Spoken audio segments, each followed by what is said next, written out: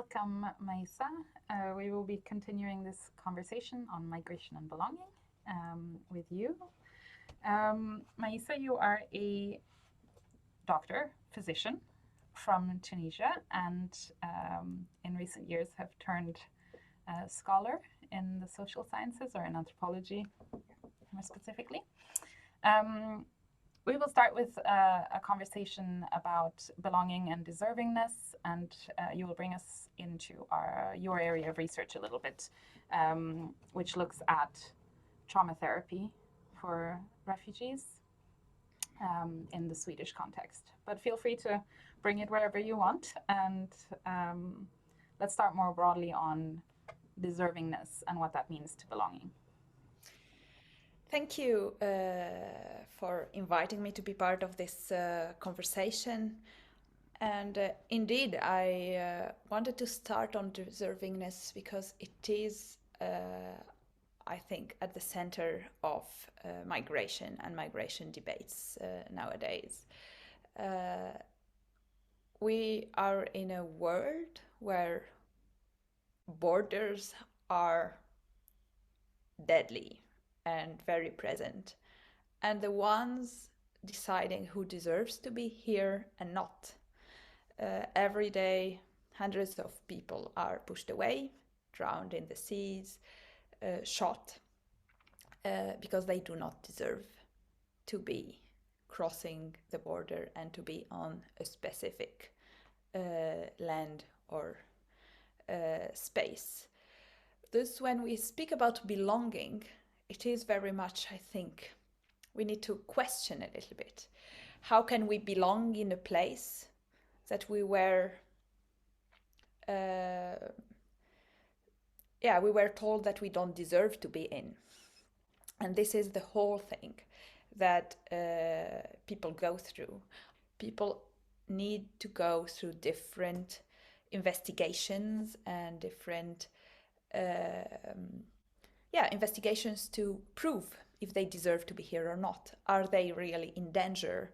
Is the city of the country in war they are coming from very dangerous to be in? And people are today sent back to cities of countries in war because they are safe now, so they don't deserve to be in Europe anymore. And then when we are speaking about belonging, I think it starts, like this idea really starts way before people arrive. Can people belong to a place that is there to say that you don't deserve to be? That's, I think, a question that we can think about in terms of the policies that are here. Because belonging can very much be something they are asked to do, as integration is, like with the integration programs that want people to belong, to speak the language, to know the codes of the new country, to work and contribute and pay taxes. But a place that will always also be a place that, they don't really deserve to be. There are all the questions and discussions among scholars about also what migrants have been called guests in some countries. But I think Michel Agier's work and concept of undesirables is very, very accurate still. So it was more than a decade ago, and I don't think it will change soon, that people are undesirable in the place that will ask them to belong afterwards. Yeah. I wonder if you want to share a bit more specifically about the clinics or the areas in which people then seek out help or get help. So for my work, I have been doing an ethnography in a trauma therapy center that is run as a non-profit. It is a non-governmental organization, even though it was able to get funding from the region, which is a model that is quite common, as you know, in Sweden for non-governmental organizations to get funding from the region, specifically in the health care sector, if they present health services. What was interesting in these spaces I think I can have 2 points in here in relation to belonging. The first is that these were spaces where people were able to feel some kind of belonging. Not everyone, but many of the people I met described the center as being the only place they felt safe in Sweden. Because it's a place where they can speak their language without a problem. Because it is space where they can sit in the waiting room and know that the people sitting around have some kind of a shared experience or shared suffering that can make what they went through understandable. And while the center is mainly a clinic offering therapy, both individual therapies and group therapies, it has also become a space of socializing for people. And they created that. That was not part of how the center was planning its activities.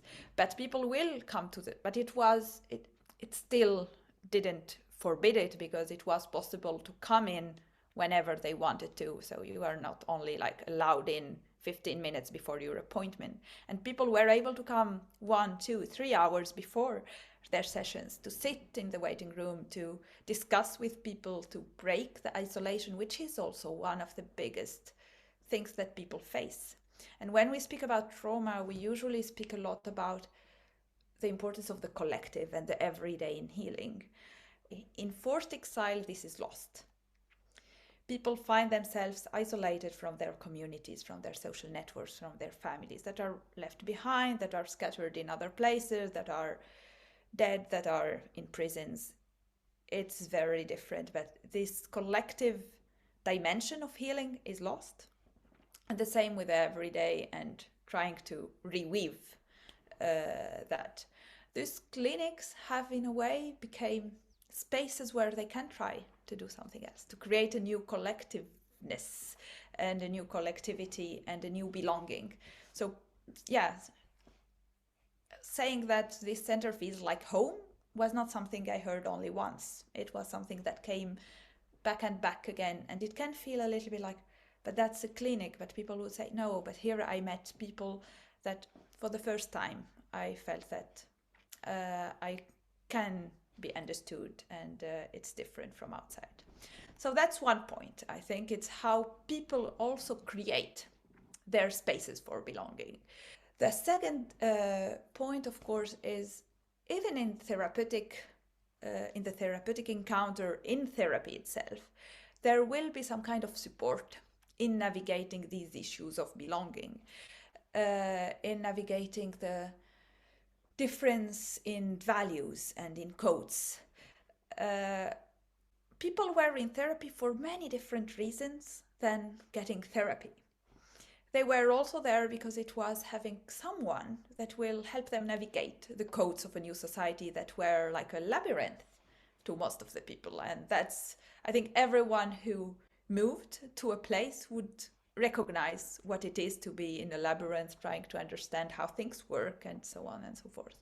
Belonging also, perhaps in these clinics, is a suspended period of time where it kind of pauses the reality of life while you're solving a struggle or a problem. And yet people have hopes for the future, they have plans for their future, families and other things.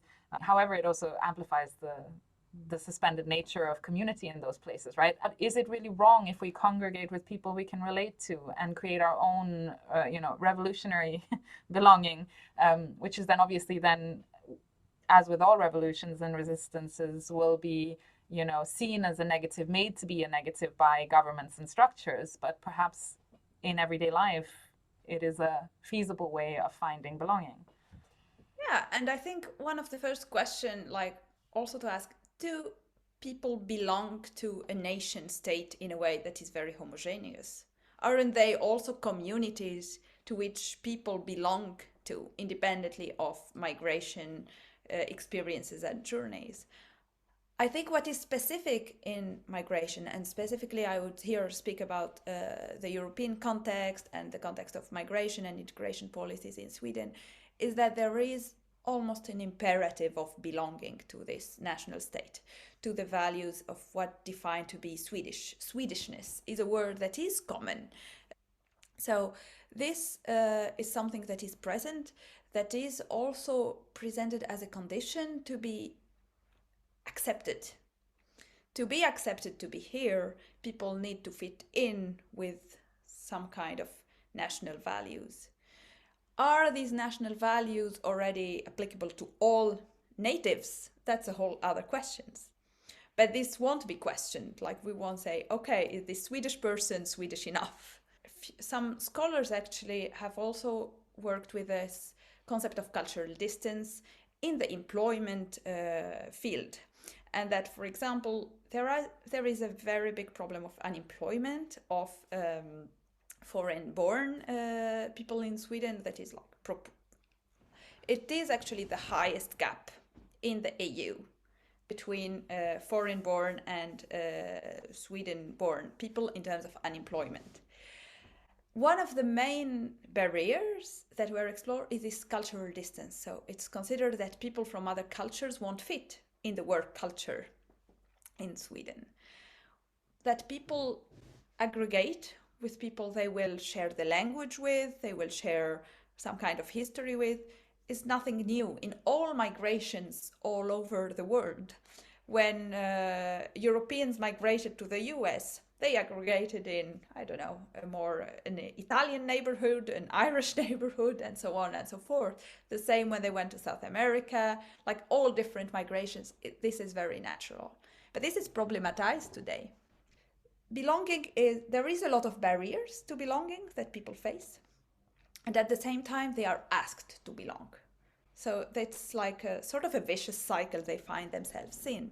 And it's the same thing with trauma, for example. What people find themselves facing is that, oh, you are traumatized, you need to heal to be able to belong and integrate and be part of the society.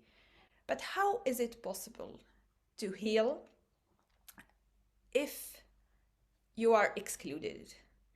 So I'm wondering if you want to say something about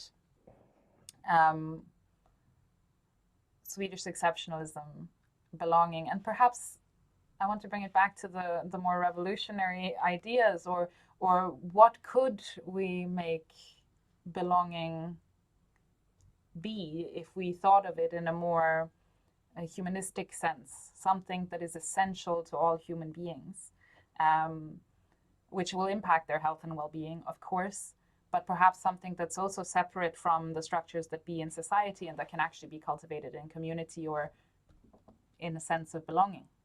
Yeah. With that, I think we cannot speak about migration without race, as you said, and without the lenses of white supremacy. The borders that have been closed in front of hundreds of thousands of people fleeing wars from the Middle East or Afghanistan have been opened when white people needed that, and have always been open for white people. White supremacy is what is ruling also a hierarchy. When we speak about deservingness, it's not only the nation state, it's a lot about white supremacy and who is allowed and whose cultures are valued because civilized. Yes, indeed, being an American or whatever, that can be seen as a multiculturalism, and it is good to have, different ways that people express their cultures. But other cultures are seen as dangerous, as threatening, because very different. I think that comes also back to the cultural distance. And indeed, the whole issue and discussion about culture is sort of the new discussion about race today. So instead of speaking about race hierarchy and whites being superior than non-whites, what is now more accepted is to speak about cultures being better than others, more civilized than others. And these cultures that can be accepted, that can be compatible with a modern way of life, and cultures that are perceived as backward, as dangerous, and so on and so forth.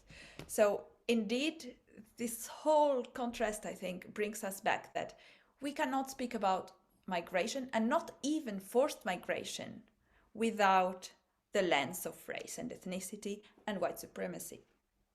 The laws that were said not to be able to be changed in terms of asylum laws during the last migration crisis have been changed in few days during the Russian war on Ukraine. So people were able to get residencies in few days. This was possible logistically. So this idea of it's not logistically possible to manage migration is not true. No one tried to sneak around it or make it like say, oh, now we do have more resources, that's why. No, because it is white supremacy, and it is not trying to hide away from it. People will speak that, yes, there is less cultural distance here. These are people who are closer to us, who are whatever. They won't say it's because they are whites. Even if some, I think, have said that, like, and we have heard these are blondes and with blue eyes, so they need our help. So that's, I think, the whole thing. When we speak about deservingness, when we speak about borders, they are not colorblind. Even if Europe today wants to be colorblind, its policies are not, and its borders are not. And in order to revolutionize belonging, I don't think we can do it in an unjust hierarchical system. There is still hierarchy on who is human and what kind of humanity is perceived to different groups of people, depending on, their skin color, but not only, their countries of origins, their religions, etc., etc. So in order to revolutionize belonging, we do need to revolutionize everything. We do need to revolutionize systems that have been going on for centuries, that have ruled the world, because white supremacy is what have been behind slavery, behind colonialism, and today behind having all the injustice ruling the world of, a world that is having part of the world that is considered to be more deserving, not only of being here, but of life. Like, the issue of belonging is also about getting the recognition of humanity, of a big part of the world that was not having their humanity recognized for centuries now. I think that is a perfect note to end on, and I look forward to bringing this to the discussion on the panel.